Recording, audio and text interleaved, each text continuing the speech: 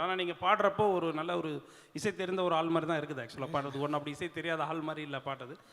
அப்படி ஒரு நீங்கள் ஒரு ஒரு அப்ட்ராக்டாக ஒரு மியூசிக்கை நீங்கள் வந்து கேட்குறப்ப பாடுறப்போ எனக்கு இது ரொம்ப ஆச்சரியமாக நான் கனெக்ட் பண்ணிக்கிறேன் ஆக்சுவலாக. ஒரு அப்ட்ராக்டாக பார்க்கக்கூடிய அதாவது அப்ட்ராக்ட்ன்றது ஒரு ஃபார்மு, நான் அது அப்படி சொல்லலை.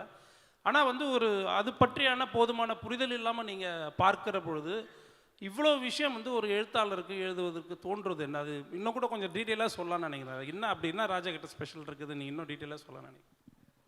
ராஜா கிட்ட ஸ்பெஷல் ஒன்று வந்து நம்மளோட அறியாமை தான் வந்து ஸ்பெஷல்.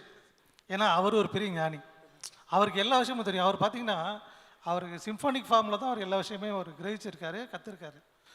அவர் இந்த படத்தில் சொல்கிற மாதிரி, கேஜிஎஃப்பில் சொல்கிற மாதிரி, நான் 10 பேர் அடித்து டான் ஆடலாடான்னு, நான் அடித்ததெல்லாம் டான்ங்கிற மாதிரி, இளையராஜா வந்து தொட்டதெல்லாம் சிம்ஃபனி தான்.